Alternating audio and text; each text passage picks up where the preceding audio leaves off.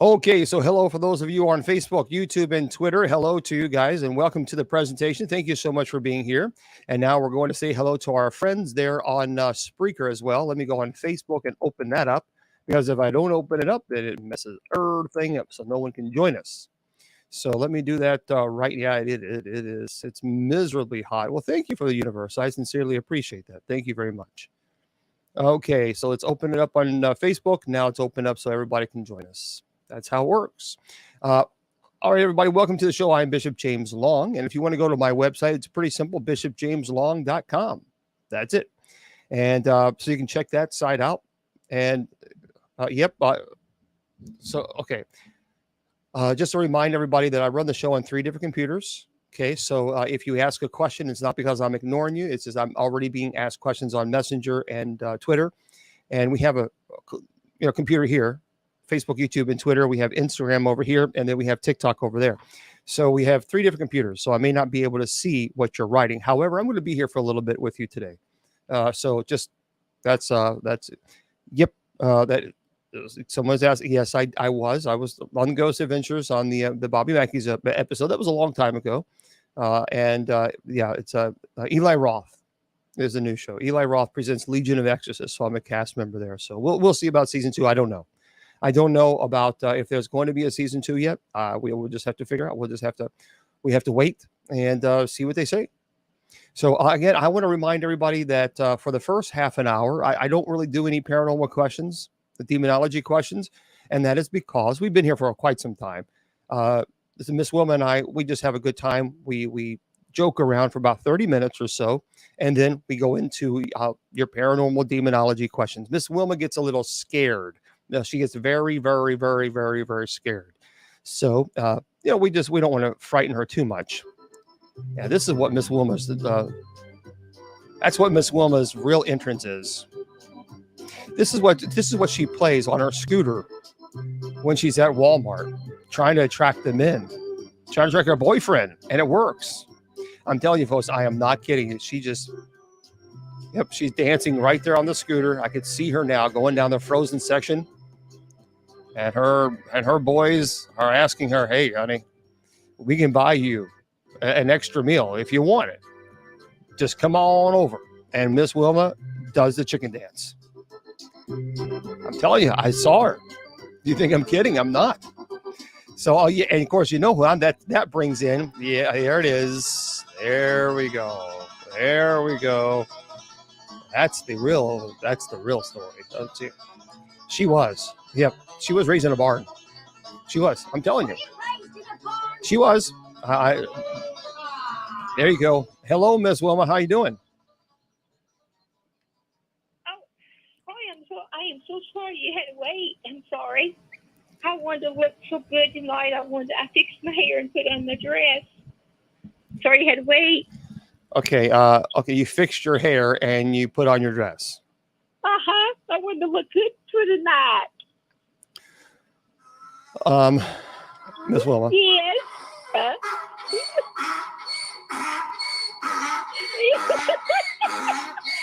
What's the problem, Nico? Your donkey really sounds like it's dying. I wish you would not ride in on a donkey, because every time you do that, that donkey sounds like it's about to die. Alice! Every time. Just leave your donkey at home. I was not raised in a barn. Thank you very much. I was actually raised in a hospital. That explains it. Are you? I wanted to ask you: are you doing okay, Bishop Long? Well, I was until someone answered the phone, and now I have to take my anxiety medicine. Oh, yeah, but I mean, are you okay? Well, yes, I'm okay. Well, that's good, because you want to go. I heard you say that you was ready to fall. Boo. Already? No. That was terrible. I said I'm ready for fall. Right, but I just wanted to make sure you didn't fall, okay? Wilma, please. You know what? I can't take your donkey, and I can't take your corny tonight. I can't take it tonight. I just don't have enough. I got to hold on, wait, everybody, hold on. I'm sorry. I worked hard tonight. I tell you, I want to look so good. You know, I put a mud pack What? because I wanted to look great. I looked great for 2 days, then until the mud fell off. No. No. Well, why are you putting on a mud pack anyways? Because you're Walmart boyfriends? She does have Walmart boyfriends. I don't have She no does. boyfriends. Thank you very much. No Look, boyfriends. Miss Melba, now look here. Huh? You can sit there and no. Hold on. You're not going to no, sunshine. You're not going to just because you do that. You absolutely you do that. You were going in there and what am I going to do? I don't know if I can get this card out of this thing. That's what she did, everybody. So I took her to Walmart and there was this guy. She's like, I just don't know how I'm going to get this card out. I need to just sitting there and looking around. I need a strong man to help me out. That's what exactly. Actually, I went to the doctor the other day. Okay. My doctor told me that I look like $1 million. Okay. He did. He said I did. I look like $1 million, green and wrinkled. You don't like that joke? I don't know. Folks, again. I am so amazed at my brain. I'm so smart. Oh. But it's nothing.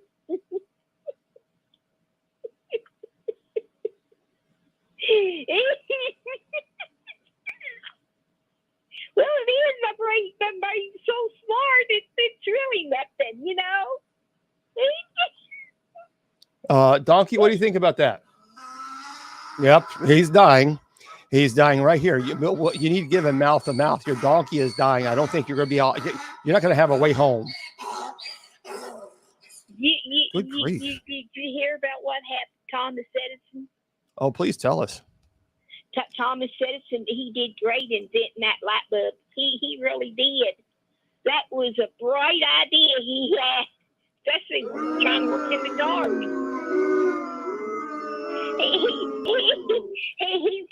Especially when he's trying to work in the dark. Yeah. Okay, I understand the joke, and thanks for repeating it. It's just so I wouldn't miss it. I appreciate it. It was actually in the dark when the poor boy died. Oh. I mean, it's pretty good. Weren't you asleep earlier? Maybe it's time. It's past your bedtime. It's dark 30 something. Huh? What's that? Can you imagine when people were seeing for the very first time when the Wright brothers invented the plane? They'd probably say, "Is that there one of those dinosaur birds flying around?" Get it? That's down the tubes. One of those dinosaur birds flying around? Down the tubes. Miss Wilma, please get out of the bathroom. Please do not. We have talked about this. Do not tell jokes when you're on the restroom. Please. You're pushing my buttons. You're pushing my buttons with these jokes. Man. I'm not in the bathroom. I have to stay right here. Thank you very much. Well, okay. I appreciate you getting yourself dolled up with the makeup and dress on the radio show. Hey, do you know how Christopher Columbus paid for his trip to the new land? No. He used his Discover card. Get it, Discovery. Man, Wilma. Someone. Okay, look. I tell you what. Wow. That is amazing. Christopher Columbus, he had Discovery cards. What's amazing thing? I don't have one. Well, that's true. That is true. You have not left the 18th century yet. Yeah. That's true. That is a true statement. There's something off this picture. You won't even have a prepaid card because it drives you crazy. So I don't understand all that. And Miss Wilma and Miss Wilma, she will not check herself out on one of those checkout lines. Oh no. She doesn't like those things. She does not like them. I don't like change. Just listen, I don't. I'm 68, and I wouldn't try to live out the rest of my years unless they stop messing with my brain. 68 years old. Yeah. Man, what was Jesus like? Well, I don't know. I don't you ought to know when you made the No, dirt. see, there you go. First of all, Adam didn't make the dirt. Okay, so you're trying to get You made the dirt. no, Toots, you're trying to throw shade right now, and I have just caught it and threw it right back there.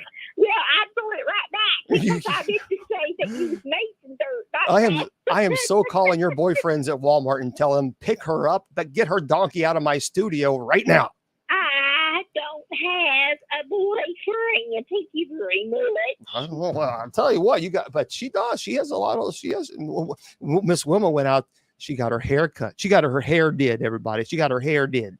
And they got pneumonia. And yes, and do you know why? Because there was a. So Miss Wilma, she's over here doing her hair did, getting her hair did, and a guy walks in and he said, "Oh, how you doing?" And she said, "Well, how you doing, sir?" And she just batted her eyes, and I did not do that. Did you give him a little peck, or did he give you a peck on the cheek? Yes, he did. Then that's, you know what? He should have kept his lips to himself. True statement. He should have what? He should have kept his lips to himself. Well, there we go. So, Suzanne says, well, she doesn't like change. How can she use quarters and dimes? Oh, there we go. I love that. Yeah, that's a good one, honey. That's a good one. I'm telling you, folks, Wilma, if you know how to, if you're a comedian, I'm telling you, we got to get a hold of Miss Wilma, and we got to send her some good jokes. So I'm bound and determined to give her a round of applause. One day, the audience is going to do that. Ellen says that she is great, and some people loves your, like Joanne says, they love your laugh. Oh, thank you all very much. I mean, my goodness, their ego is just getting bigger and bigger and bigger.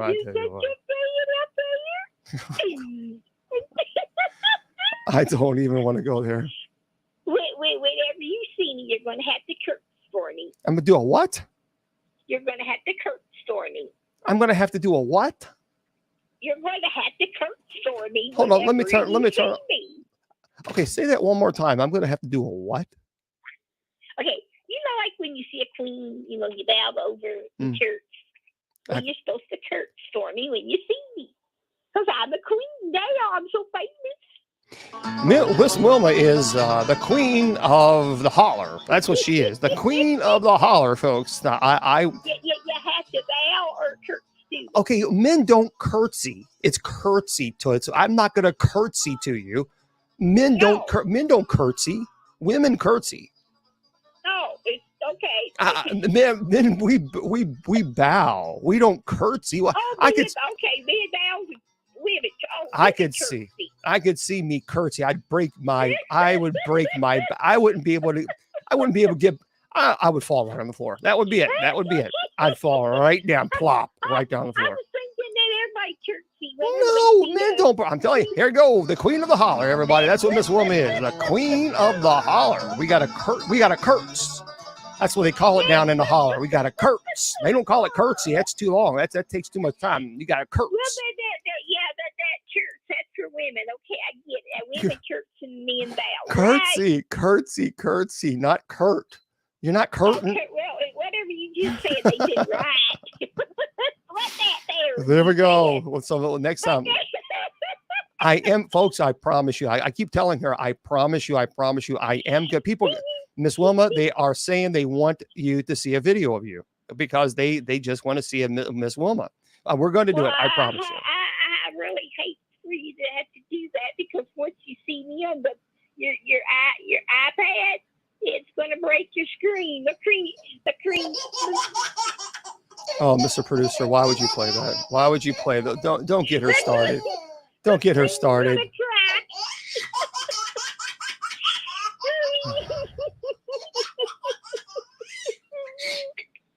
You're going to have a crack squeeze. Well, did you say? Miss Wilma, well, shoot, the iPad just cracked. Boy, I tell you what, folks. You know what? Everybody got this one there. Go fix his iPad and crack. It quacked, and I think this is called Drink 30 time. Drink 30. Yep, let's go, folks. That's it. We have to do it. Oh, it's an old drink 30 time. Cheers. And this is water. Cheers. This is what I mean. Drink some moonshine. Cheers. Did you hear about the poor pony? The what? The poor pony. The poor pony. What happened to the pony? He was sent to his room. He wouldn't stop horsing around. Oh, that was corn. That was corn-fed corny. Corn-fed corny, I'm telling you. Man, come on. Give me some of that there corn. You need some of that. Some of this is what I have in this bottle. That's what you need. That's exactly what you need. You don't need corn. I don't know, but I don't think I can handle that stuff. It's water. I never drunk the lick in my life. Folks, Miss Wilma drinks moonshine. This is a PSA announcement, a public service announcement. Do not drink moonshine. I'm drinking water. I'm not drinking moonshine. Yeah, but I never drunk the lick in my life either, you know. You know what? One day I'm going to have to, one day, folks, what I'm going to do, I'm going to do this for you, Miss Wilma, because I love you. I'm going to make you the best Long Island iced tea in the entire world. How's that? Well, I don't think so, because I don't like the word Long Island. It don't sound very good. It sounds like something's in that there tea. No, it's just a Long Island iced tea. It's a Long Island. I mean, that's where it comes from. So, I'll stick with Lipton. Okay. Well, maybe. Yeah, I'll stick with Lipton. I don't know about that long. I don't know about that there Long Island. You know what's really good, Miss Wilma? I'm going to bring you over some Malibu with Sprite. There we go. That's good. Yeah. Malibu with Sprite. Yep. I don't like the sound of that either. For heaven's sakes. Miss Mighty Fishy. That sounds mighty fishy. I don't want to do that either. Well, let's Mad Dog 4040. How's that? Or is it 2020? Well, he can be mad all he wants to. I'm not going to drink it yet. Man, we're going to have to work. We're going to have to work on this, folks. We're going to have to work. That's all I know. I tell you, I went to a party one time. A good while back, and we was all sitting around there. And anyway, this man brought in this pretty little bottle with a ribbon around it. And I thought, well, isn't that cute? Well, anyway, my cousin, I was sitting at this big long table. He sat in front of me, and he was kind of pointing. He looked at me, and he was like, no, like, And I thought, why is he saying no to that bottle for? But it was pretty, with the pretty ribbon around it. So I found out they put something in that. That's why they told me not to drink that. There's something in that there drink. Okay, That wasn't a joke. That wasn't real life. That wasn't a joke. That really actually happened. That really happened? Oh yeah, that wasn't a joke. That's what really happened. Well, I could you imagine Fireball whiskey? Oh my goodness gracious! I tell you what. I mean, honestly, and this is no joke. I truly do get intoxicated if wine coolers, 2 wine coolers, and I'm telling you what, I am dancing like Elvis. I am seriously. It's not a good sign. 2 wine coolers, because I don't drink. So, but we'll have to Long Island iced tea. It sounds so good on a hot summer day, Wilma. We'll have to figure. What really is that? Oh, it's a drink, girl. It is a drink, and let me tell you something. Oh, you gonna be dancing. Well, I'll keep that Long Island out there, and I'll stay with my Lipton. Praise Jesus Christ. What is wrong with you for spirits out of my life? Well, hey, Fast Rick is your name. Praise Jesus. That's called a block. Bye-bye, Shaniqua. Okay, there. Sorry, I had to block somebody who was praising Jesus. I cast you out. I cast these evil spirits out, by God. Oh boy. And you know what? There we go. That's there. Wow. Thank you, Mr. Donkey. You can lay back down because you're about to die. Give him some oxygen, Mr. Producer. He needs oxygen. Okay. Yep. when you go to these movie theaters now, and I've noticed something Walmart has, that they have the candy that they have at theaters, and also they have this tea. It's called Gold Peak. My cousin was telling me about it, and I love that tea. It's called Sweet Gold Peak. Sweet Gold Peak. Ellen, believe me, this is. Yeah, I have that every time. Wilma drives me crazy. It's like, okay, it's drink 30 time. Drink 30. That wasn't a joke. That's real. That Walmart does have that, like when you go theaters. Yeah. They have that coat. They have that tea now. Hey, Wilma, let me tell you, because I want to see. I want to talk to you about this before we get into your topics, if that's okay. Because I really want to see about your thoughts on this. Okay. Okay. You're not going to like it, and I'm going to be really interested in see what you think. Okay. So artificial intelligence, it's an app. It's basically a computer app. Well, there's some crazy things. So you can type in something and whatever you want. Ask it a question. I don't know. I think they're stupid. There's no way I would pay for one because the number one, they're very expensive. At least I think they are. And I just don't like them. But that's me. But anyway, an artificial intelligence powered app, an app that you can buy on your phone. It now lets you chat with allegedly Jesus and other biblical figures. Now, listen to this. So it says Text with Jesus is a new instant messaging application powered by ChatGPT that allows users to chat with Jesus Christ and other biblical figures impersonated by the popular artificial intelligence program. It's created by Cat Loaf Software. It's an app development company in LA. The new messaging program features a plethora of biblical characters from Jesus. You can talk to Jesus. You can text Judas, all the apostles, Ruth, Job, Abraham, Moses, anyone you want to. And even if your dark side takes over, you can even text Satan. So the app was launched recently and has been getting mixed feedback online. Reactions have varied from amusement to accusations of blasphemy and heresy, which is really not that surprising considering the sensitive topic. So that's what they're saying now, that artificial intelligence. And here's what's scary about this. When you text on this program, Wilma, it's like you're really talking and texting a person because the response is very fast. You can text and it will respond to what you say. So if you say, hello, how was your day? And it'll reply, my day was fine. How was yours? And it's almost as if that's what the whole point is. So now they say you can text with Jesus. What do you think about that? No. I agree. You cannot. It's crazy. Whoever, if you get that, start texting to people, then I don't know who's at the other end texting you back, but it's not going to be Jesus. Well, it's basically it's an artificial intelligence. It's a computer, so it's a computer program, and you type it in, and it will respond to you. I mean, it is really insane. It is dangerous. Remember, did I tell you about that video? Did I tell you about that video when I asked you to look at that little girl and talking about oh yes, and you told me she wasn't real. She wasn't real. That's scary. And if you guys know what I'm talking about, it's the commercial. It's about the child hunger or something like that. What is it called? If you guys know that, hold on 1 second.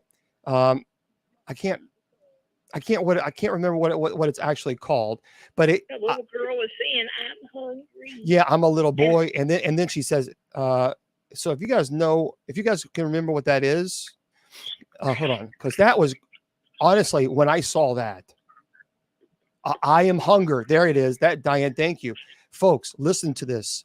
I am hunger in America. That's what it's called, and there is it's a YouTube video. I am hunger. Let me turn off this air conditioner so you can hear it. And it's called I Am Hunger. And I'm telling you guys, this was. And she's not real. And she's not real. Listen, hold on 1 second. Let me do this. Hold on. I am what child hunger looks like in America. I am a 9-year-old boy who hopes a friend invites me to a sleepover so I can have dinner. I am a 15-year-old girl who goes for walks during lunch so my friends won't know I don't have anything to eat. I am a 13-year-old boy who gets into fights at school just because I'm hungry. I was created by artificial intelligence from faces of the She's 1 in not 7 even, American children that's who the struggle she's with not even real. I mean, and when I saw that, that was really, and I've talked about that before. When I saw that, I thought, holy smokes.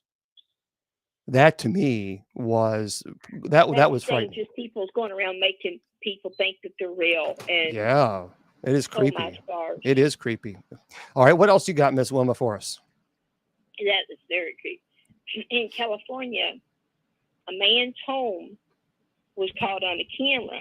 It was recording a bear burglar Oh, broke into his apartment. He ate his food. He wrecked the TV and then took a nap on his bed. well, that's like Brian, the three bears. his name's Brian, while he was with his friends on the lake, his phone received an alert from his camera that someone broke into his living room. But when he looked, he was shocked to see a bear in his apartment. He said he called his landlord real quick, and he was nearby. He slowly went to the window. The bear was asleep on his bed. Wow. So the landlord made some noise and woke the bear up. Then the bear climbed back out the window and ran away. I wonder if he's any kin to Goldilocks.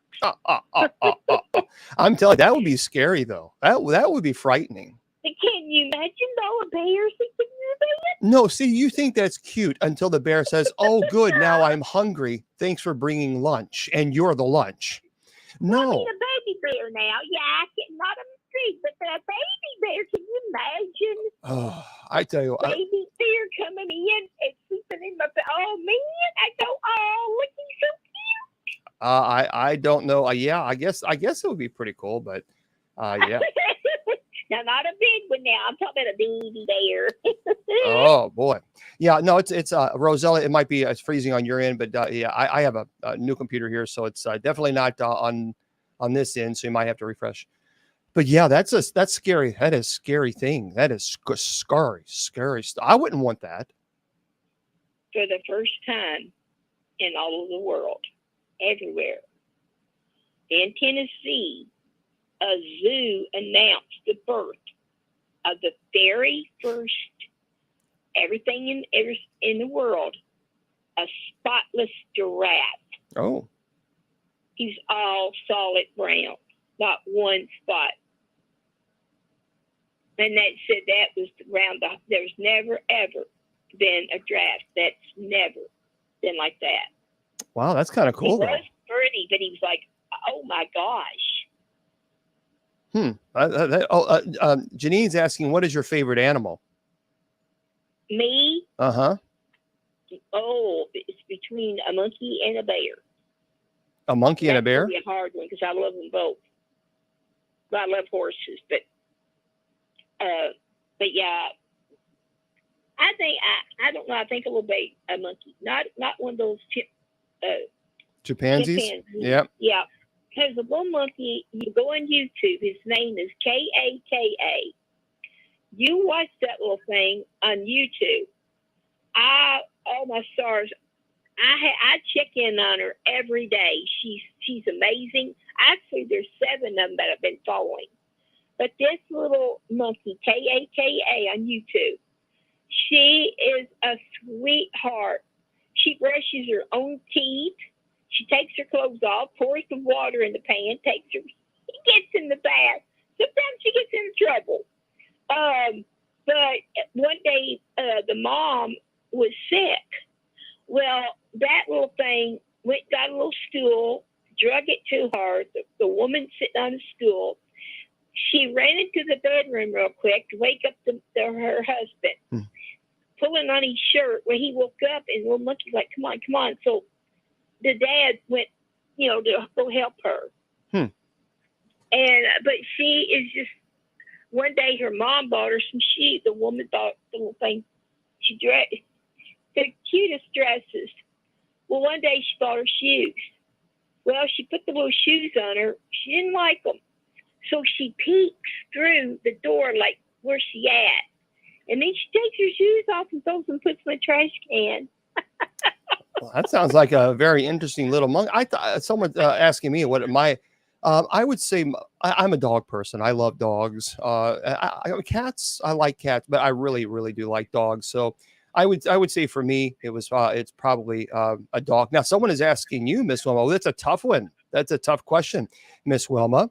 If you could have that little monkey that you love or a little baby bear, which one would you choose? Oh, that would be very hard. You can only choose one. I probably have to go by the monkey because the monkey don't get too big. But the bear would. Well, what if you could keep the baby bear a baby bear forever and ever and ever, and it would never grow up, but you have to choose one, either the monkey or the bear? Oh, the bear is going to grow up. Yeah, but let's just say hypothetical. Okay, the bear doesn't grow up. So in an imaginary crazy world of Wilma world, if the bear doesn't grow up, it's going to be. If that bear didn't grow up, I would have my bear. You'll have your bear. I wish there was a place near Kentucky where I could take Miss Wilma to feed a baby bear. I don't know of any. I wish there were. My sister and brother-in-law, I forgot what state it was. I think it was in North. I think it was South Dakota, Wilma. It was either North or South Dakota. I think she said it was South Dakota. I'm pretty sure it was. Well, when you drive in, they're all over. There's black bears, there's brown, there's grizzly. Yeah, grizzly bears. Wolf, but they're just driving, and the bears are everywhere. But inside of the building, they will let you get any bear that you want. And then feed it that baby bottle. Well, maybe we'll have to take a trip. We'll have to take a road trip one day we win the lottery, and we'll rent one of those car thingamajigs, or just we don't have to. We'll just rent a car and go to South Dakota, and so that way you can feed your little baby bear one time. You would never get me out there. You'll be saying, "Oh, Wilma, it's they're closing. We need to get out of here. They're wanting to go home." Yeah. So sorry, Miss Jackson says Gatlinburg, Tennessee has adult bears you can feed. It's true. However, it's not like what she's talking about, because we've been to Gatlinburg a lot, and actually was at the site that you're talking about, the store. And it's not really feeding them. You put food down a long tube, and it goes all the way down this tube. And we've been there quite a few times. Miss Wilma, in this place in South Dakota, you can actually hold the baby bear and feed it a bottle. So, yes. You would never, ever want to leave that place. No doubt about it. My sister had her window rolled down, Tim Corden, and the guy was hollering, and she's looking at her husband. She's, what's he saying? He's like, roll your window up. Yeah. That bear was by her door. She was damn cord. All that bear had to do was grab her arm and take her arm off. She's grounded. She is grounded. She's grounded. Lynn is grounded. So. Oh, good. Well, it's past 8:30. I'm sorry. Well, that's all right. No. I know you want to get to your paranormal, but my movie for tonight is on Disney Plus, okay. The Ugly Dachshund, with Dean Jones and Suzanne Plezette. When that starts out that Dean and Susan take their dachshund to the vet the very first time, just puppies. And of course, when he gets a ticket, he going there. But while they're waiting, a doctor talks to Dean and asks him if he could take a Great Dane puppy, because the mommy, didn't want that puppy anymore. So he does, without telling his wife. Uh-oh. But until the puppy gets a little bit bigger, then, she noticed. And then a lot of things starts happening and getting way out of hand. But when he thinks he's also a Dachshund, this Great Dane thinks he's a little Dachshund, but he's not. Mm.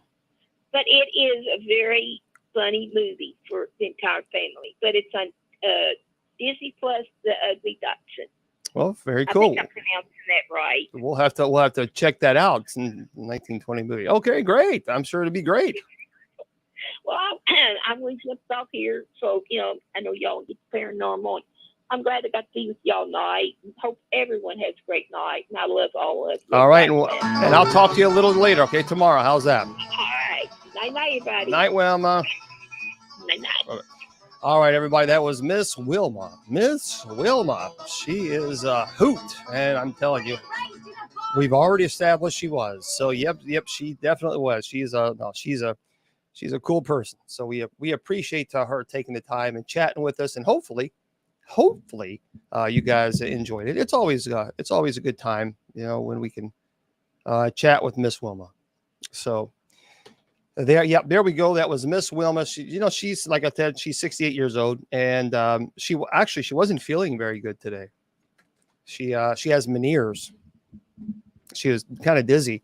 But she said, no, I want to go on. I don't want to let the people, let people down. I want to go on and entertain them, because life is tough and it's important to her. So that's what I'm saying. That's her. That's what Wilma is. That's her character.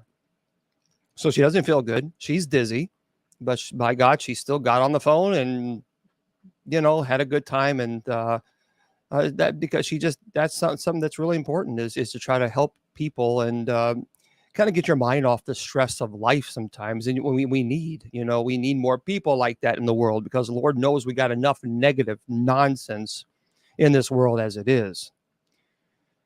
But that's I have, yes, I have, Alex. Now I want to remind everybody that if you don't know the schedule that we're here on Sundays and Wednesdays at 8 p.m. Eastern Standard Time, and we have Bible study then. Okay, so it's at 8 p.m. Eastern Standard. Oh, you're very welcome, Alex. Alex, I'll mention just a few things. Just one sec. So it's Sundays and Wednesdays at 8 p.m. Eastern Standard Time Bible study, and then Fridays is our paranormal show. So Fridays that's at 7 p.m. Eastern. And matter of fact, just yesterday I interviewed my friends, the Midnight Syndicate group. They're just amazing, folks. I'm telling you, if you love music that's gothic, that's powerful, I'm telling you, you gotta get these albums. They're phenomenal. They really are. And by the way, I talked to them the other day, and I said, look, I really want to use the Fallen Grandeur as my opening. Can I do that? They said absolutely. So they have given me permission to use. Thank you. Their Fallen Grandeur as an opening song. So I'm very, very excited about that. Really excited about that, because I think so highly of them. So Midnight Syndicate, SYNDICATE, midnightsyndicate.com. Thank you very much, Elena. That's it. Go there. They have a brand new album out, guys, and it is really, really cool. The new album is called The Brimstone Club. And man, the album is phenomenal. Really is. It's phenomenal. Certainly will. Sorry about that. Yeah, we'll certainly keep you. I always have this up. I've been doing this show for 20 years, so I always have this up. Normally I wait until like late September, but I'm like, you know what? No, I am ready for fall. I am ready for it. Bring it on. Let's go. So this will be my background from now on. On Fridays, it changes, of course, to the spooky background, because it's just ambiance. It's fun. But this will be the background until we get into November. And then we change it to some Christmas trees. So yeah, I'm ready. I'm ready for the fall. I'm ready. I am so ready to go. What is their genre? Well, their genre really is. They said I can play it anytime.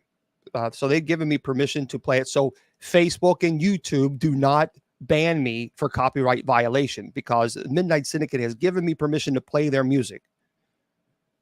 Every time I get banned on Facebook or YouTube, It's getting crazy. I have permission to play their music, so let's play this. Let me turn this off. This is the new song that I will be able to use as my new entrance because they've given me permission to do so. This is my all-time favorite song of theirs.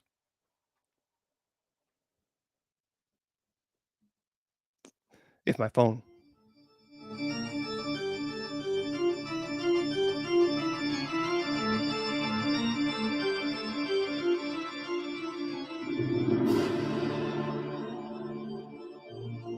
Isn't that amazing?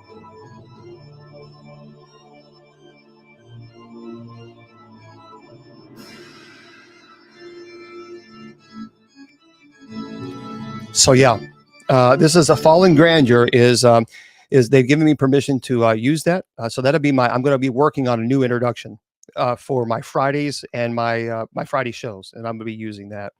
They also they said I can play the music to let you guys know about the new album. This is the brand new album called the Brimstone Club.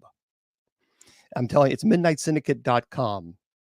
Yeah, now they do have vocalization, like a couple of music where it's kind of like a person singing along with it, but not more like vocal, like a vocal. This is amazing.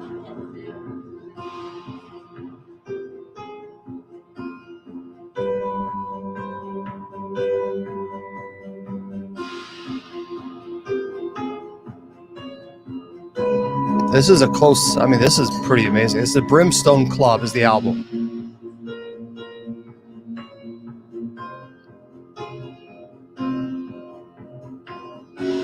Isn't that cool?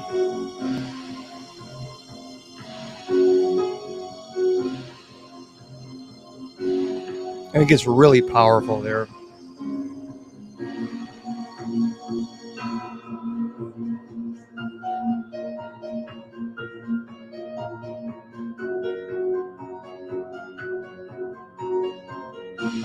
Man, I'll tell you what, they are just phenomenal.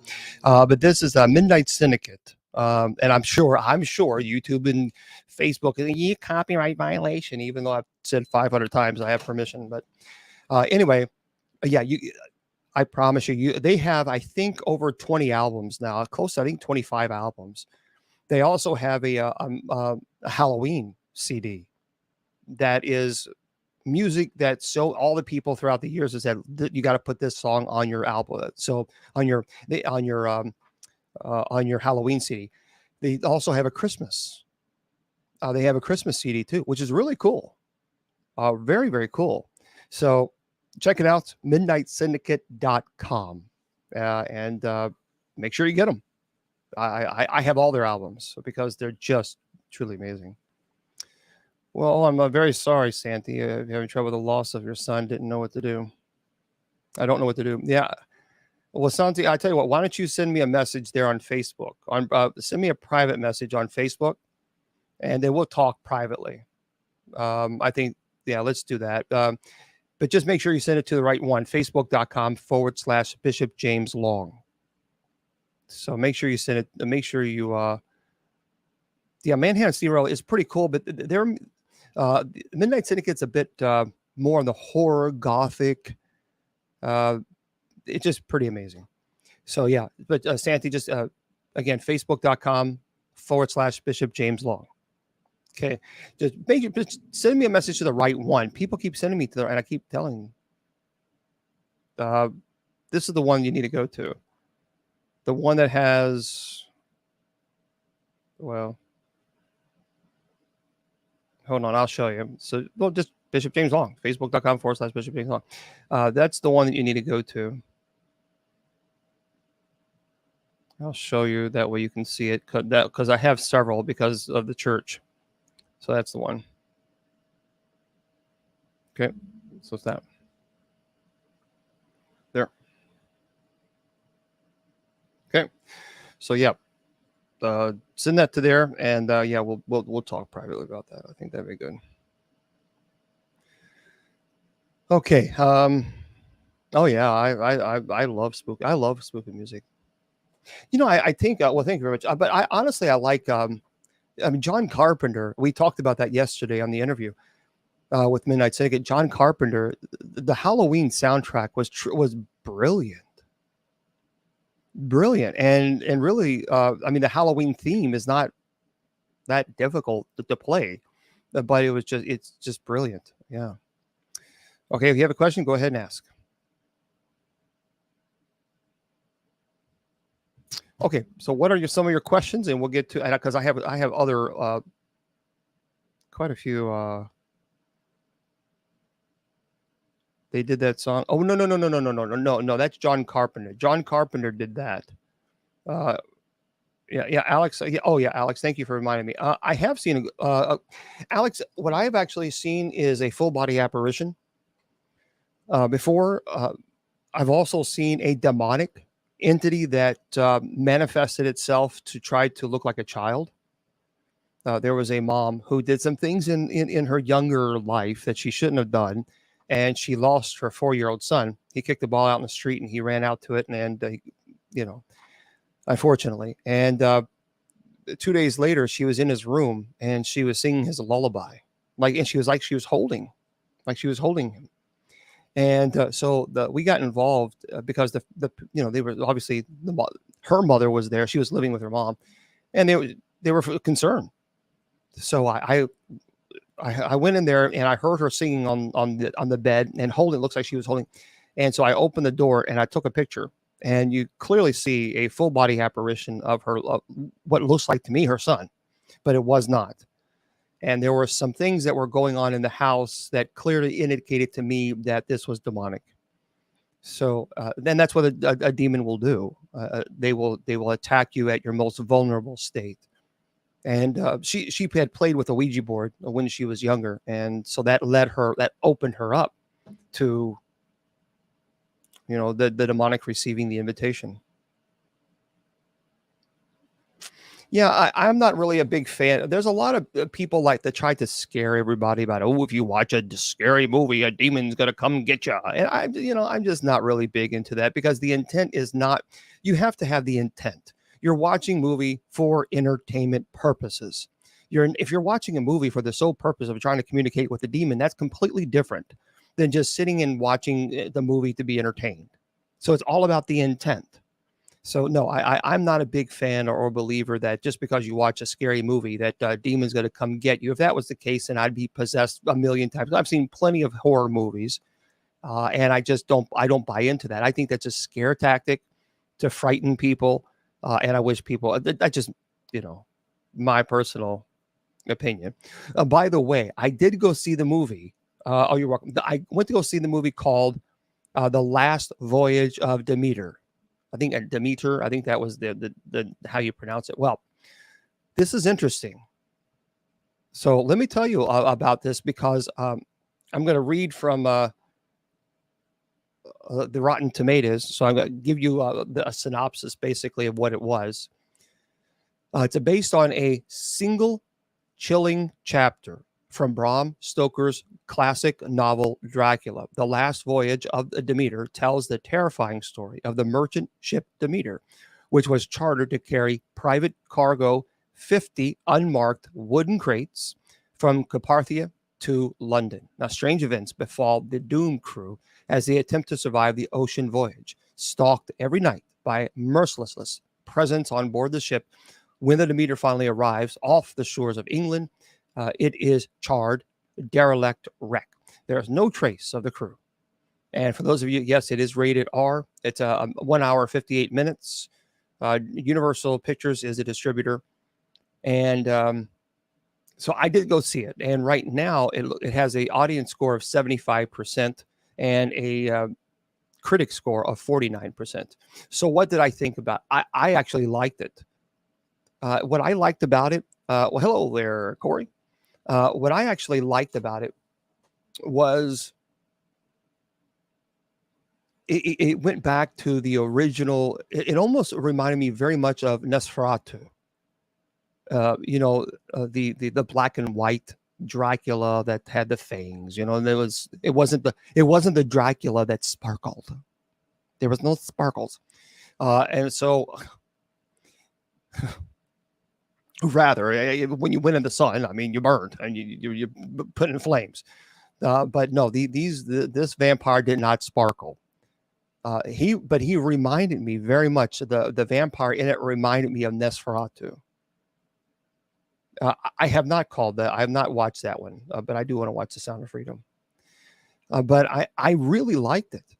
I think they did a great job with the ambiance, and there were some. I mean, obviously, it's a horror movie, so it's going to scare you. And some, I mean, it's hard for me to be scared because it's like I've seen so many horror movies and I've performed 30 exorcisms, so it's kind of hard to. But I do think they did. I think they did a good job. So I don't believe 49%. I would disagree with the critics. So I think it was a very good movie. Personally, it's a movie that I would buy for a collection. I wouldn't mind buying it. So unlike the Pope's Exorcist, I would not waste a penny on that movie. That was unbelievable. I mean, the end was just stupid. I haven't seen The Nun 2, but the Pope's Exorcist was not bad. In the beginning was not bad. The middle was good, but the end, it was so dumb. I actually walked out of the theater. I was so irritated because it just ruined it. They ruined it. So I was like, nope, I'm done. This is stupid. I'm not wasting my time anymore. So, but that's just me. Yeah, it's not freezing up here. I don't know why. It might be. I don't know.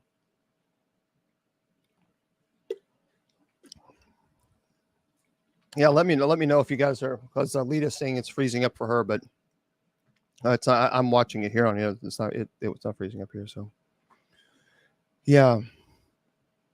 Sharon, did you like the Pope's Exorcist? I just didn't like the ending. It's like, why? That's the thing. Why do they have to go so extreme? See, that's why the Exorcist was such a classic. I mean, obviously, with the head spinning, that was a little strange, but it was just the way they did it, the way they presented it. They didn't go to the extreme. But when you have the Pope's Exorcist, he's above this little pit, and I was like, oh, come on. So to me, it's just dumb. You mean vampires don't wear glitter and eyeliner? Yeah, I'm not a fan of this artificial intelligence and you're be able to speak to Jesus and all this other stuff. I just think that's dumb. I think that's obviously it's for entertainment purposes only. So I wouldn't waste your penny. So there aren't 200 sites with demons. I have no idea what you're referring to. So folks, if you have a question, just ask it, because I have 3 different computers. I have 3 computers here. So there's a lot of people asking questions. Yeah, I don't know. Yeah, TikTok is having some problems tonight. So, well, thank you there, Yvonne. I appreciate that. I've been asking. So there's a lot of people asking. So right now I have, let's see, I have 73 messages on instant messengers, and I have 23 messages on YouTube, and I have 19 messages on Twitter. And then I have a chat here, and a chat here. So one person. Just I'm trying to look at all 3 screens and all. So, do you know your popes? I don't. I've never met them. So, okay. Yeah, I don't know, guys. I really don't know. It's not freezing on my end. So, and it's definitely not the computer. So I don't know. Oh, well, thank you very much, Mystic. I appreciate that. Yeah, we don't know about the second season yet, so we're kind of waiting on that. How do you know if someone needs an exorcism? Well, I mean, if someone is going through extreme trauma, where they're being attacked physically, emotionally, spiritually, and there is a clear distinction that the person has. Usually, if a person has, like for example, if they were a religious person and then they had an extreme aversion to religious objects. And also, not only that, but they would know because they're being bitten, scratched, they're being hit, sometimes burnt. And then what's demonic obsession is it begins to interact with them. So they begin to hear the voice.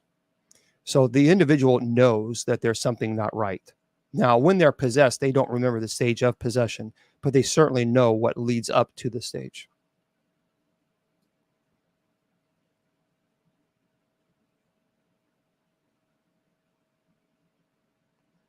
Well, they could be mental illness, but guys, I don't know. I don't know why it's freezing. I don't know. I'm sorry. I don't know, but I can't fix it. I don't own Facebook, and I don't know. I don't own TikTok, so I don't know. I don't know. Maybe it's possible that I might have to see. I'm using a Spectrum, the router, and I'm really thinking about getting rid of Spectrum router and actually getting a real good quality router, because I have yeah, there's some people are saying it's fine, some people are saying it's not. So that's what I'm saying. I can't fix it. I mean, if you have 3 people saying it's freezing and everybody else saying it's fine, I don't know. But so I am really thinking about, I am really giving it serious thought about getting an actual router that's not Spectrum.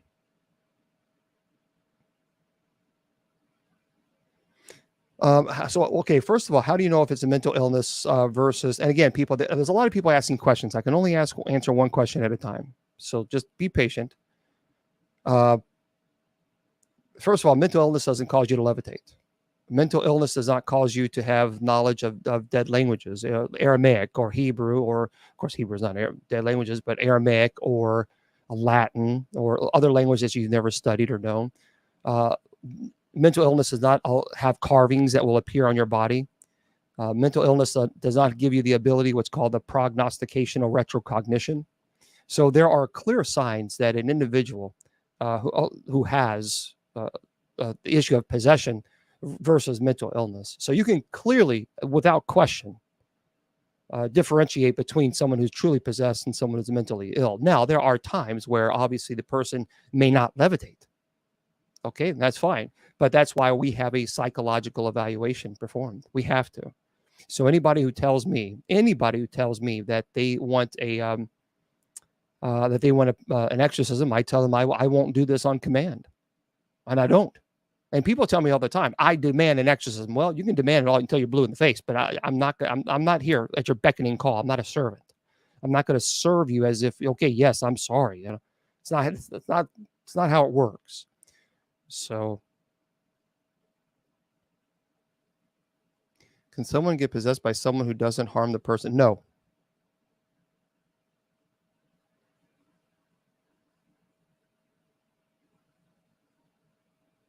Yeah, I agree.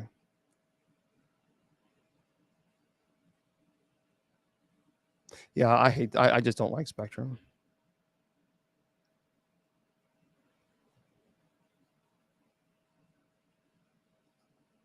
Yeah, I'm not a fan. I'm just because it's so many issues, you know.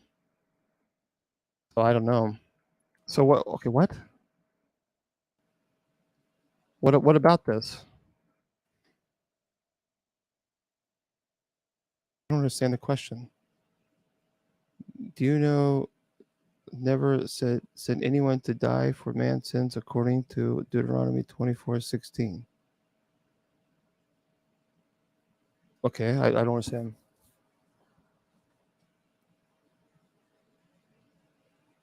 Oh, you're trying to discredit Christ. Well, we're not going to allow that. So, if you know you have your opinion, I have mine, but we're not going to allow anyone to come in to discredit Christ. That's not going to happen. I don't go into anyone else's live and try and discredit, their rabbis, their prophets, their teachers, and I'm not going to allow people come in to do that here. So if you're going to come in here, then you're going to respect my faith just as much as I'm going to respect yours. But I'm not going to allow you or anybody to come into my chat room to try to discredit the divinity of Christ, nor am I going to engage in a conversation or argument with you because I think that's very offensive.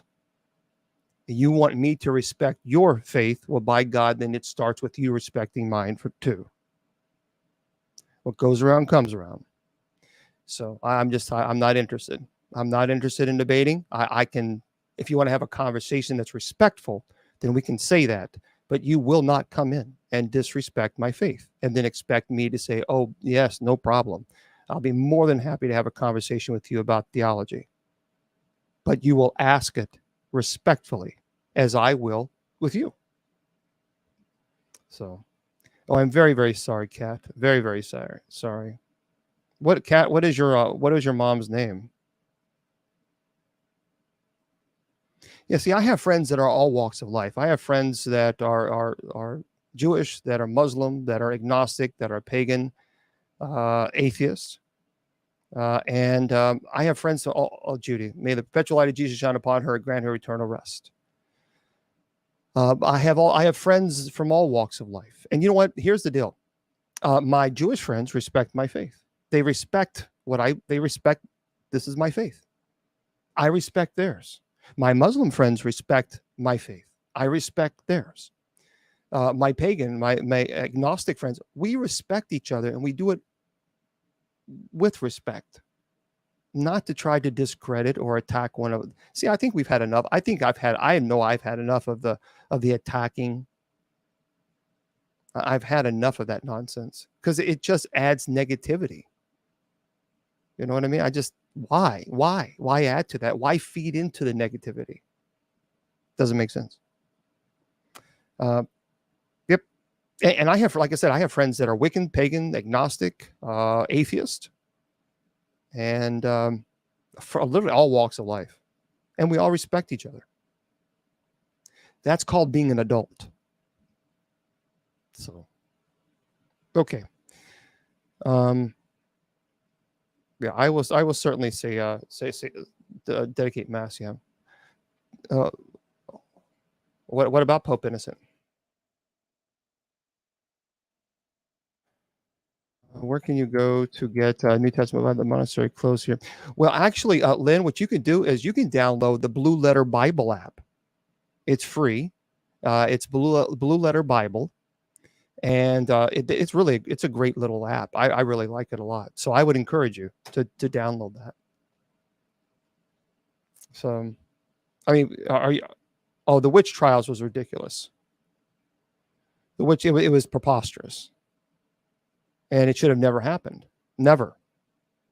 And quite honestly, I find it appalling that it did. And in many ways, it was to take property and ownership of assets of individuals that did not kowtow to, the particular church or organization, which I disagree. I don't know if you're referring to, there's several popes throughout history with the name Innocent, by the way. People may not know that. There was the most well-known pope is Pope Innocent III, who reigned from, I think, 1198 to 1216, something like that. He was very, very, very significant in the medieval period time. So he had strengthened the authority of the papacy and expanding its influence. And he played a major role in the Crusades and the papal elections and the Fourth Lateran Council. So, but yeah, I have, Suzanne. I didn't like it. Thank you very much. And thank you for the gifts to the ministry. I apologize if I've not said thank you individually, just because I'm trying to answer all these questions. So thank you. Oh, Saskatchewan. I've heard it's beautiful. I've never been there.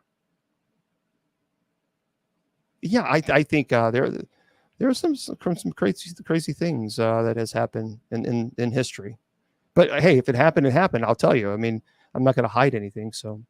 Yeah, almost 84,000 likes. Thank you for that as well. No, you're not. First of all, Charlie, no one has any authority to tell you that you're going to hell. Nobody. And if anybody tells you that you're going to hell, then you need to tell them you're not God. The only source that can tell if you're going to heaven or hell is God. That is it. That is it. No man, no woman, nobody can tell you if you're going to hell. And if they do, then they're doing exactly, thank you, they're doing exactly what Jesus told them not to do. We do not have the authority to judge one another. Now, and I've said this before. Can you say, I do, Sheila. Can you say that an act is wrong? If someone goes rob a bank, yep, you can say that it was a wrong act. That was an evil act. They shouldn't have robbed the bank. Okay, fine. But what you can't do is say that person is in hell. That's what you can't do. Because now you are playing God. And that's blasphemy. Well, I think, how do you subscribe? That is a great question. And I feel terrible because I don't know the answer to the question. Could someone help out our friend? Hello. With subscribing, the star thing. Okay, there's a star thing right here. It says right there. There's a star thing, and I think you got to push that button. Oh, it's right above my head. Okay, there we go.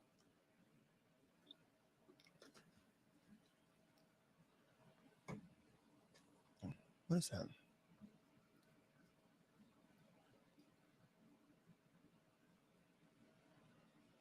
Yeah, I think I'm going to. I really do believe I need to get. I think I'm going to get a better router. I really do think I need to do that because I am not a fan of Spectrum routers. So I think I need to. How do you know if God forgives you? You simply ask. You go to God. You ask for forgiveness. You make a perfect contrition, meaning that you're not trying to say, okay, God, please forgive me because I want something out of it. You go to God legitimately because you're sorry for the action. And that is what you need to know. That's it. And then leave it and then let it go. God is always there waiting for you to just return. I've talked about this so many times in Bible study, the prodigal son story, the lost sheep, the lost coin. It goes on and on. God is always there, ready to forgive you. But you have to ask. You have to ask. So, yeah.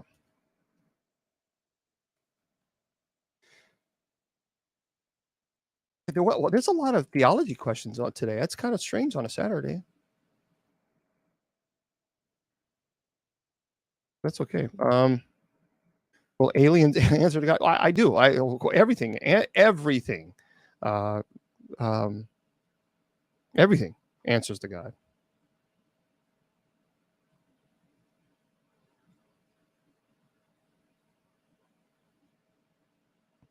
Well, I feel like that's a trick question in DKAPME. Mm-hmm. Yeah.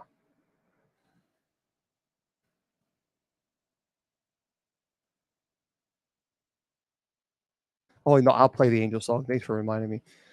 Do you need to go to confession for forgiveness? Well, in the Catholic Church, we believe in venial sin and mortal sin. So mortal sin is blasphemy, and the sacrament of reconciliation is important because obviously that was established by Christ when he told his disciples to go and forgive sins, and those sins are forgiven; those are retained are retained. So we believe the sacrament of reconciliation is very good. However, I encourage you. Ask God for forgiveness and you'll be fine. Yeah, again, bracelets guy. Well, we know that's the 10 Commandments. But are you talking about when he actually broke them and then had to go back and get more? I mean, I don't understand. We know the 10 Commandments, so I don't know.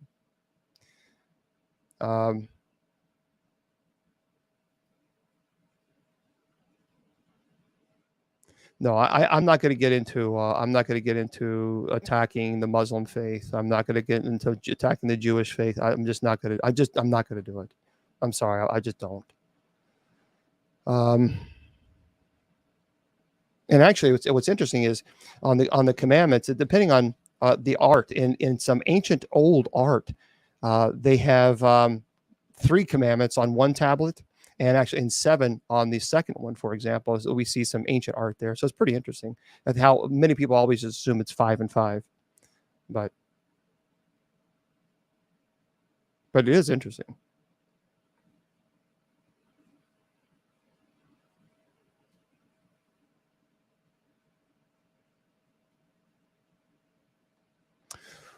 Yeah, well, there's 613 law, the Moses in the Torah, and it is the Mosaic law, the Holiness Code, and the Holiness Code is, you've heard 7? No, there were 3 on one tablet and 7 on the other. So in some ancient artwork, many times you'll see on one tablet you'll see 3, and the other ones you'll see 7. So there's other artwork that has 5 and 5, but yeah. Jeff, well, we're respectful here. We don't disrespect people here. We don't disrespect people's faith. We don't disrespect. We require people to respect everybody. So we don't do that. We don't do that here. There are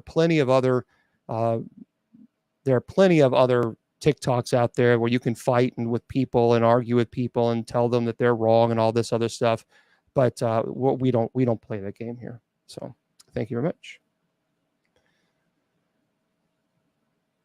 Yes, that's a theory, Angel, but I haven't heard. I haven't found that to be true.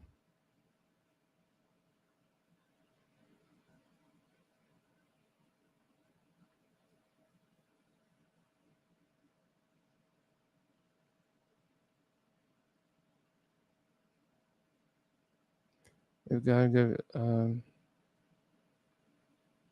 Yeah, I don't know what's all these. This is because we're here every Saturday, and it's very strange. But no, well, William, I'm not talking to you. I was talking to someone else. But I don't want people coming in and saying, you've all been lied to, and Christianity's a big lie, and all this. It's so disrespectful. It's so disrespectful. And I don't know. But I haven't found that to be true, Angel, as far as the flutes and all that stuff. So what do I preach? Well, I'm here every Sunday, every Wednesday at 8 p.m. Eastern Standard Time. I teach scripture. Matter of fact, 6 months. Actually, for 6 months, I taught Revelation verse by verse.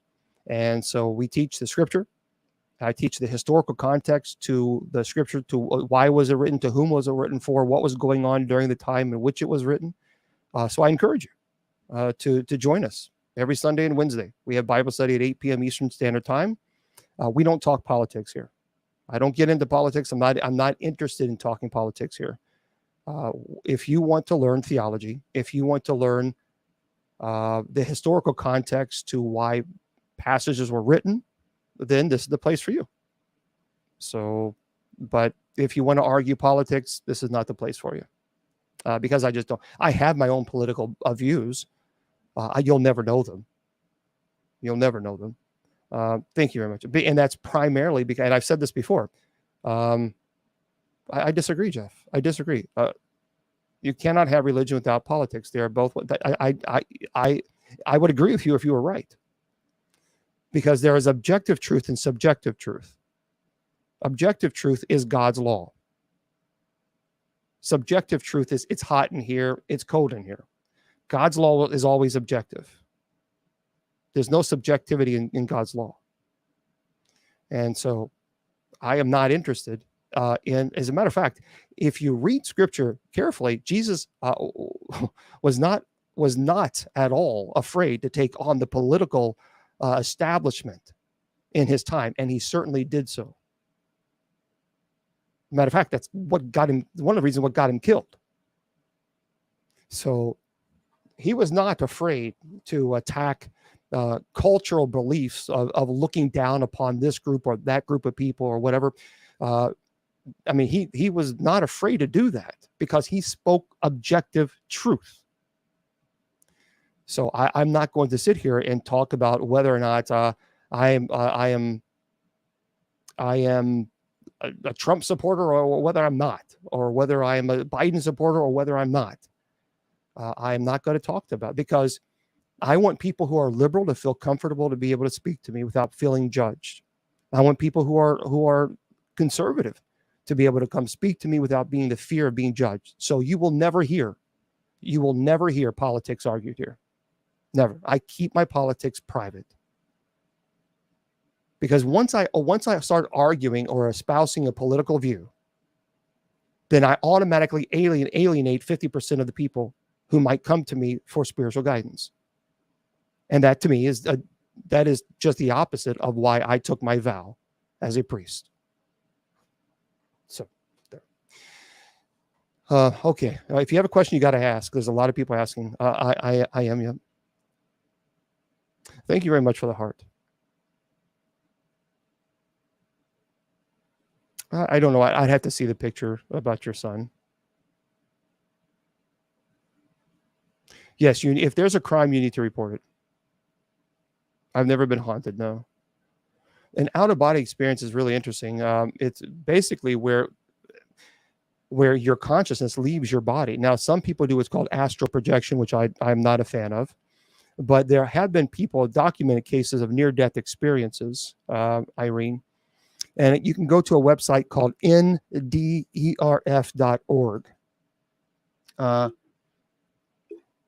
So the website again is nd, as in dog, erf.org. And I agree, Port Paranormal. So that's a great website. And that's people who have clinically died and who've come back. So, yeah. Okay. Jeff, I've told you several times to stop, and now you're blocked. That's it. And don't contact me. Oh, I wasn't being disrespectful. Yes, you were. Yes, you were. You know what? How many times? I'm a very patient man to a point, but I'm not going to allow someone to keep going on and on and on and on because they're bored and they want to get attention on a Saturday night. We're not middle school students here, so that's it. You're done. Do not contact me and do not ask me to unblock you because it'll be a cold day in hell before that happens. I mean, really, seriously, how many times do you have to tell somebody? Good grief. It's annoying. Yeah, you can go to our website, usocc.org. Yep, that's the name of the website. It gives you all the information there for usocc.org.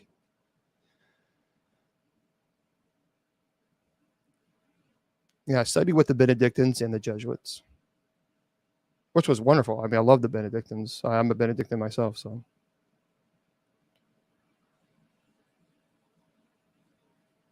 You know, I tell you, the infield house, I agree.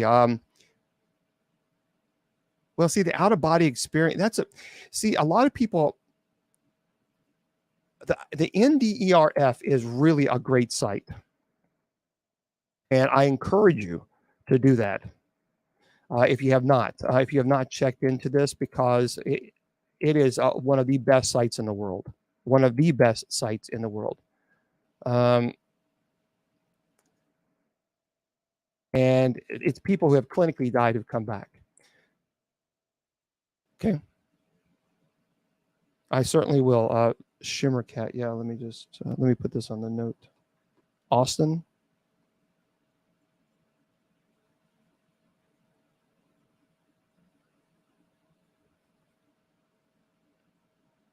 Thank you, Judy Ann.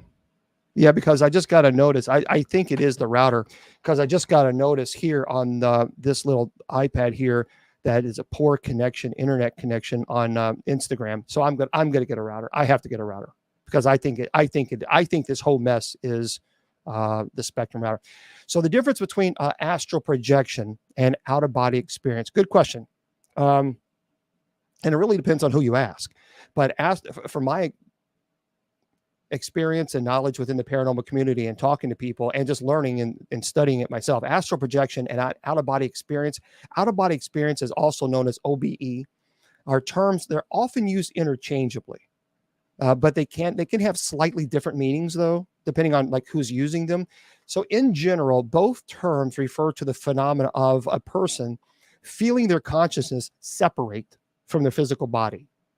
And being able to explore other realms or dimensions. This can happen sometimes during sleep or even in a meditative state. However, some people tend to view astral projection as more of an intentional and a controlled practice where one actively tries to induce, the experience through techniques such as relaxation, visualization, energy work. Astral projection, for those of you who don't know, is often associated with the belief that the consciousness or astral body is able to travel to different planes of existence.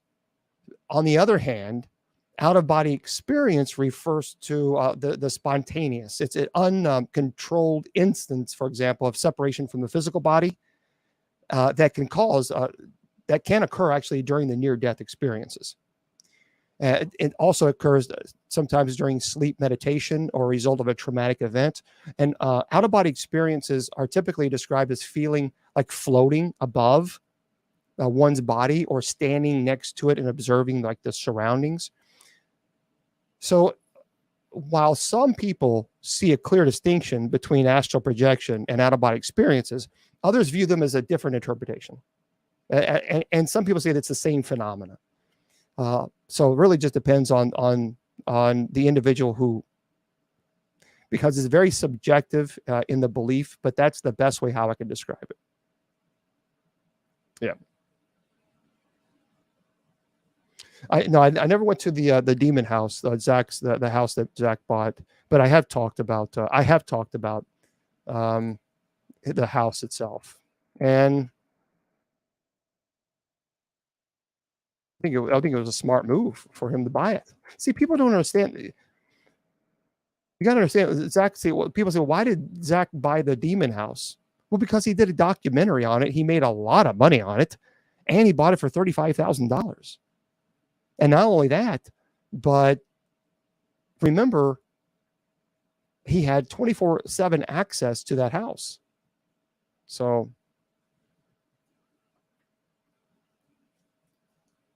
yeah, I would not suggest anybody try astral projection. Because out-of-body experiences, people tend to tell me usually that that's something that you can't really control. It just happens.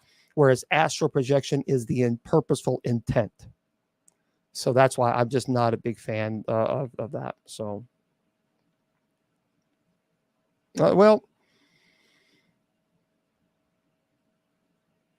yeah, I'm trying to answer as many questions as I possibly can, folks, but there's a lot of questions. So I'm doing the best I can. I'm doing the best I can. I promise.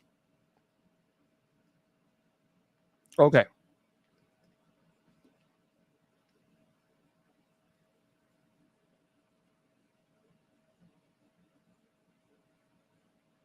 Yep.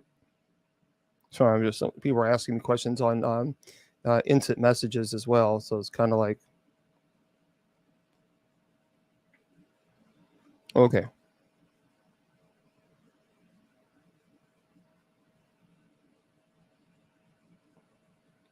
It's amazing.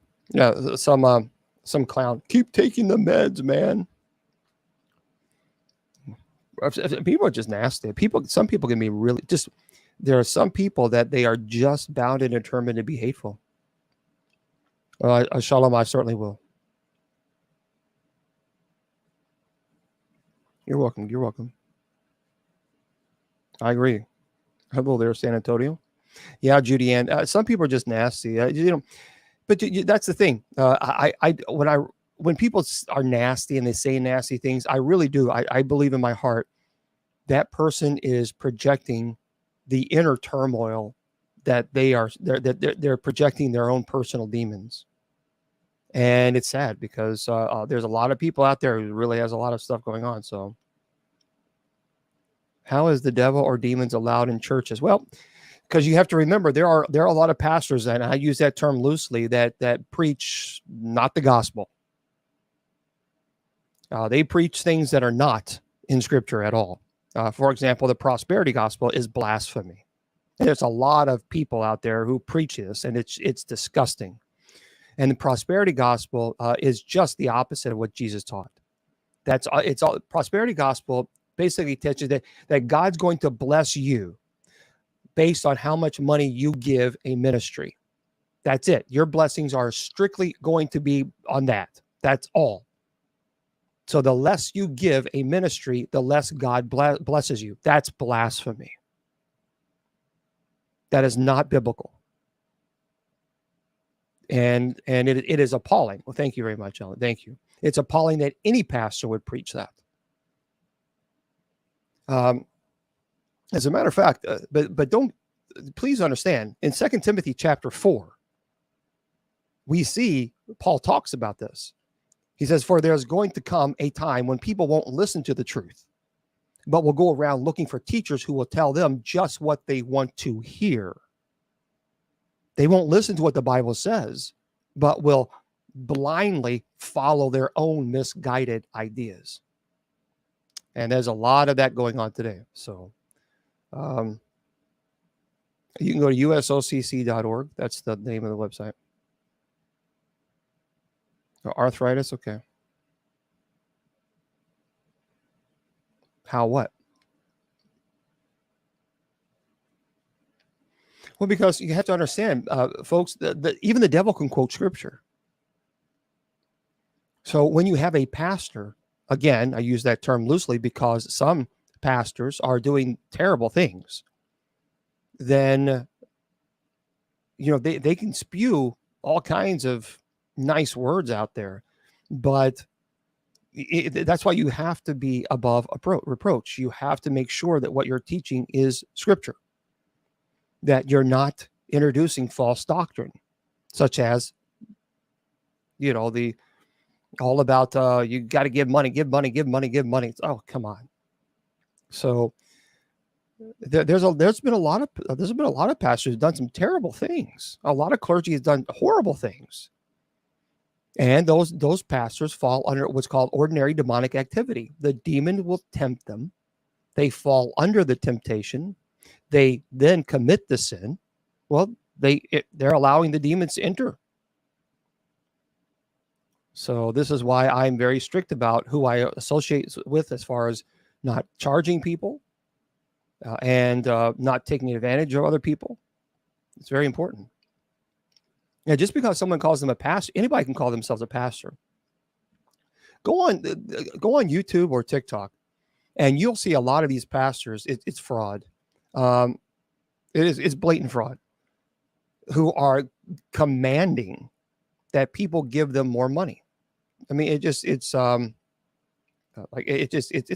It really is appalling. Yeah.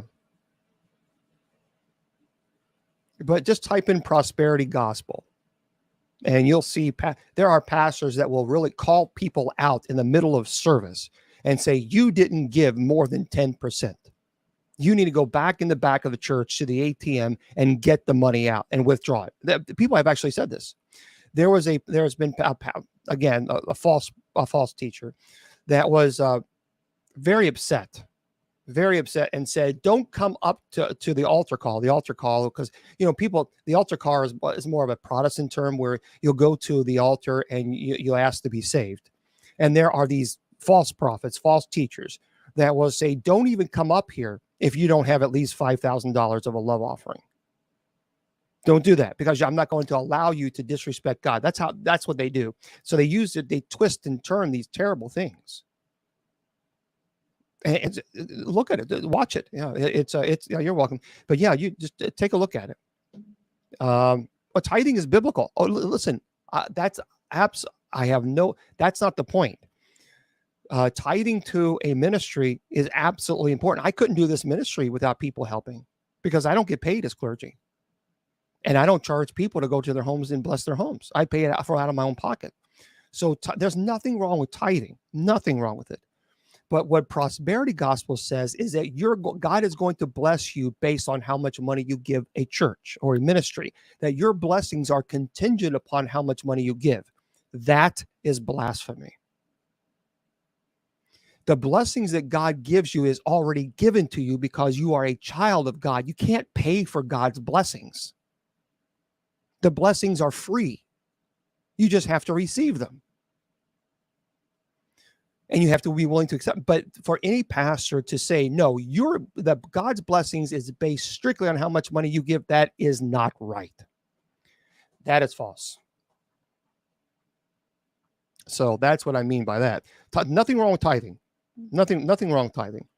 But that's right. That's what you do. If you give to the ministry, you give to the ministry.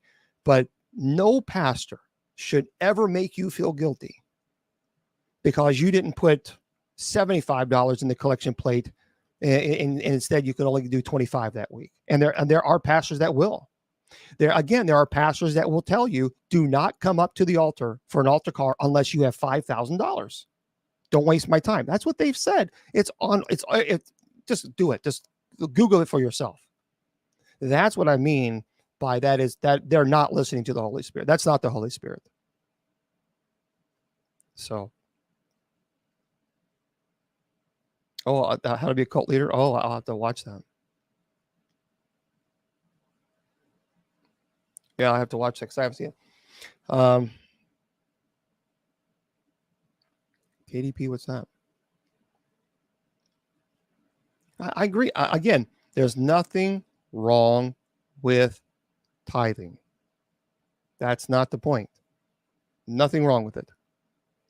What is when a pastor makes you feel guilty because the pastor says you can give more and God is not going to bless you now. That is what I mean. So. Oh, yeah, Layla, I agree with you. Okay. It's never, ever, ever. When is it ever okay to own a person as property for life? Come on. Come on. Why? Why would you? I mean, that can't be. Why? Tithing is not a sin. Now, tithing is not a sin at all. But no pastor should make you feel guilty.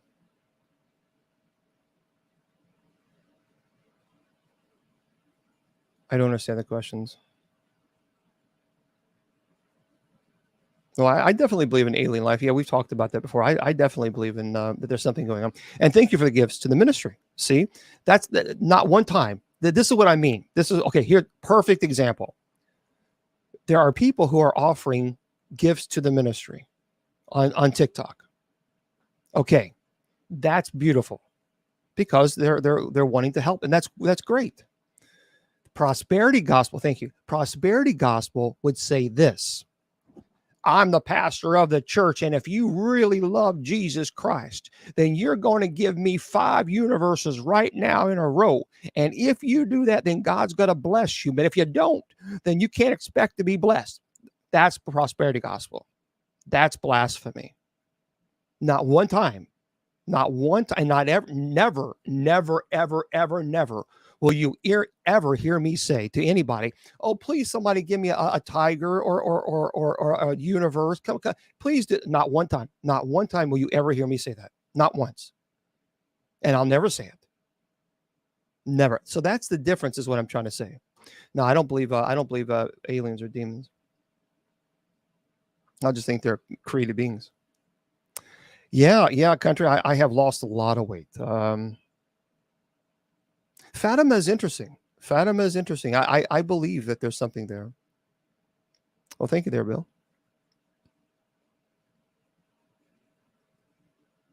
Well, see, I never really liked the term ghost hunting.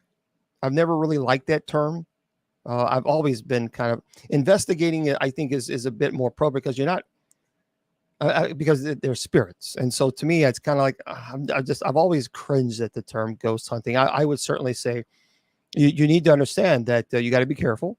And if you're going to investigate a place, you need to know there are consequences, and do not communicate with anything that's evil. Padre Pio, yeah, the stigmata. No, Don.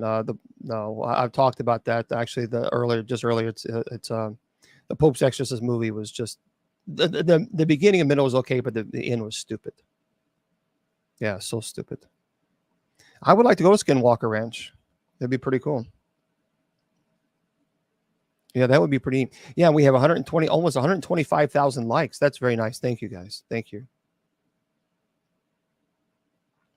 Well, that's a good question. There's a someone asked earlier, and someone is also asking on Messenger, what is the soul and spirit? Well, that's a big old $25 theological question. The term soul and spirit, in many circles, theological circles, are interchangeable. But there are some theological and philosophical distinctions that I think that can be made between the two.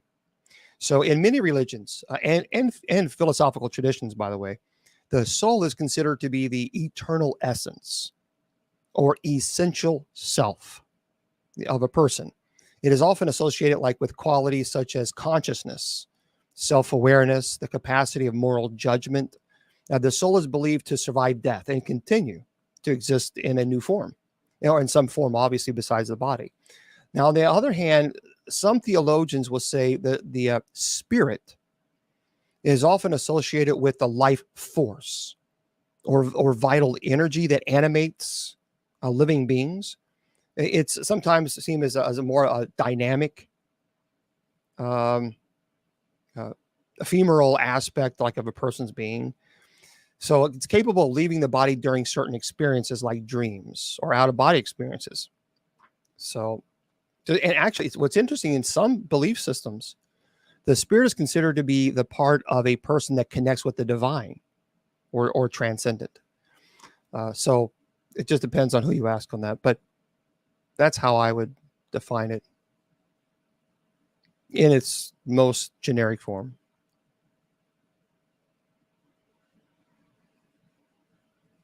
It can. Rotten flesh, rotten meat can occur. There's also sulfur, but there's also other things. So, no, we do not live on a flat Earth. The firmament is, because people talk about the firmament. The firmament is mistranslated.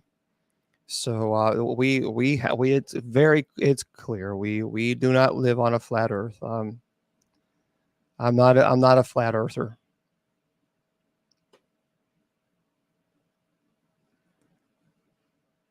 I have no idea what you mean, Mom.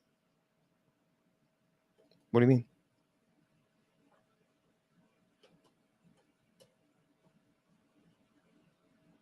Yeah, I will.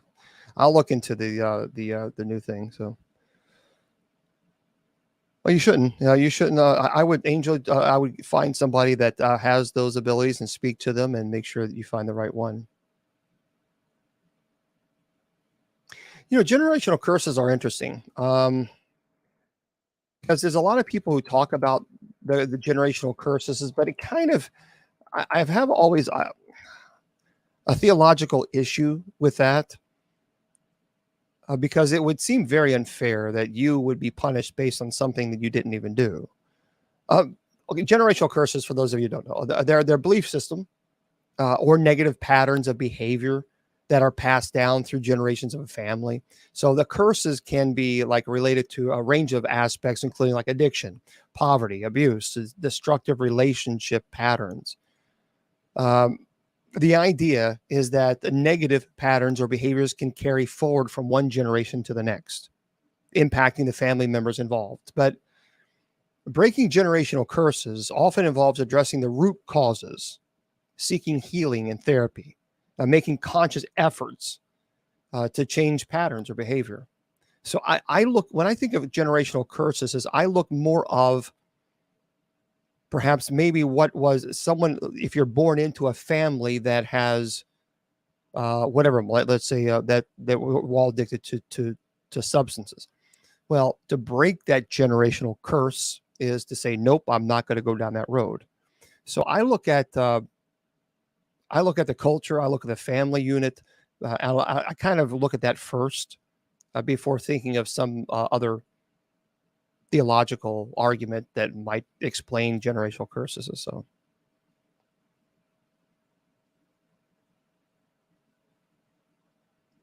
well, the Revelation is very clear that the end of the church age, the church age will occur before tribulation occurs.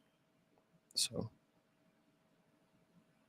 I'm not a big fan of. There's a lot of people who've said that. I just talked the other day about this one guy saying that Nibiru was supposed to crash into the earth last week. Well, here we are. So no, I performed 30 exorcisms and they've all worked, all because God allowed them to work. So I'm not. I cannot, on my own ability, to expel a demon. It is God. I'm working as an instrument that God is using. And the person will be delivered in God's time, not mine. So, oh, you're welcome. You're welcome. Okay. Any other thoughts? Or by the way, I'm going to remind everybody that. Well, thank you very much. I'm going to be here tomorrow at 8 p.m. Eastern Standard Time. I teach Bible study. It's open to everybody, and we have a first reading, we have a second reading, we have a gospel, and I'm also teaching the books of the gospel right now, the Bible. And so Miss Wilma will be joining us, and she teaches our children's Bible study. So she jumps in, and I give you the adult perspective, and then she jumps in and gives you the kids' perspective. So you're more than welcome, everybody. Yeah, it's true. I like that. Yeah, we can't wait for the Bible study. Yeah, I love doing it. Yeah, it's an interesting Fred, about the thoughts on people hearing trumpets or horns in the sky. That is interesting. I got to tell you. But yeah, I haven't heard it. I'm a skeptic by nature. So I bet I have to be, because if I didn't, okay, if I believed in every person who told me that they were possessed, then I would believe 10,909 people are possessed. So this is in 4 days. And then people want to know why I can't respond to them. 4 days. So 10,900 emails in 4 days. So that's why, I do the best I can. I don't have a staff. I am the staff. So I do the best I can as far as answering emails. But someone was asking about the angel. So we'll do that before we head out. For those of you who have no idea what I'm talking about, an elderly woman went to Israel, and she loved this. She loved the choir singing. I think it's this one. Let me just double check. She loved the choir singing, and she recorded it on a cassette. And hold on, I got here. Yep. So what it was, so she recorded. Hold on. She recorded this on a cassette player, and I think this was in the late 70s, maybe early 80s, and it was a Christian church in Israel, and she just loved it, and so she forgot to turn it off. So the choir stopped singing. It's Alleluia, and the choir stopped singing. But what happens is there is music that continues, but they don't hear it. But when she goes back home to play on, to listen to the choir, then she actually hears this recording that was not there. So I'll play it. This has been validated. There was no tampering with this at all. This was, like I said, this was a cassette player, so they didn't have digital stuff. She didn't have it. She's elderly. I mean, but there was a professor, I forgot at what university, but he checked it out as well, and he verified that this was not tampered with in any way. So it's quite powerful. It's quite powerful. So you'll hear the music, and then it'll stop for a few seconds, and then you'll hear more stuff, and that is where it's not supposed to be there.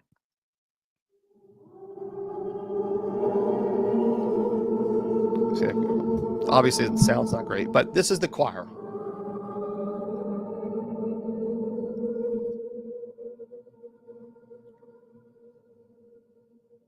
This.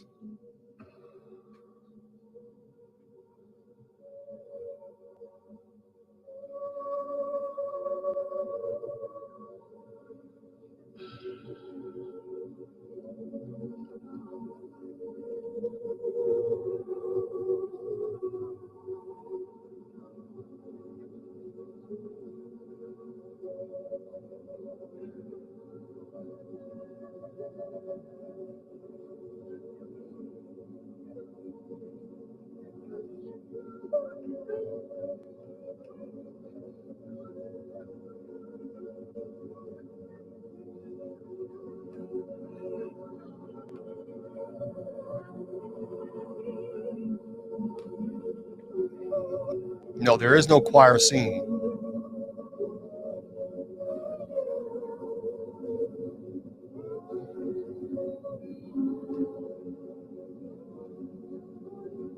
Nobody was singing at this time. They didn't hear anything.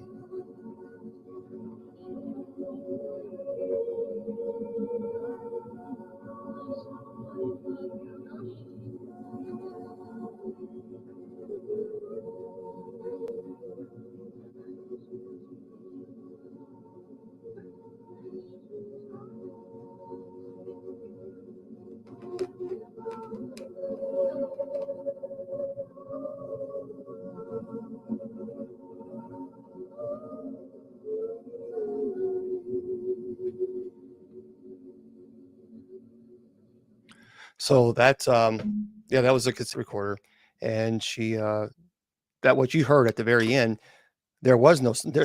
They heard nothing. So if they had heard it, it would be in disembodied voice, but they didn't hear anything. But when she got home and she played it, she was just, I mean, she couldn't believe it. And so yeah, it's pretty powerful. It is pretty powerful, and that really was one of the most, I mean, powerful. When you hear it, it's different, obviously, when you're trying to do it over the microphone, but when you actually hear it, it just makes it even that much more powerful. So, but no, you can't find that anywhere. It's a people ask all the time, and what I don't like about it is people when I play it, people then are downloading it and recording it, and I wish people wouldn't. You can do that's fine, but don't.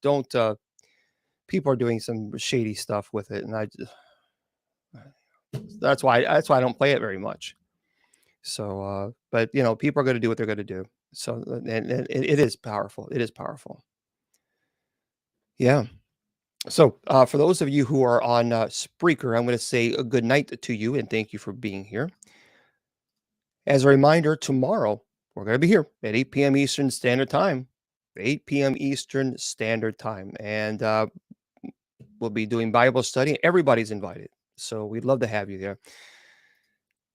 You know, I tell you all the time that your value does not decrease based on someone's inability or refusal to see your worth. Remember, friends, you're priceless, and never let anybody tell you or convince you otherwise. Facebook and YouTube and Twitter, God bless.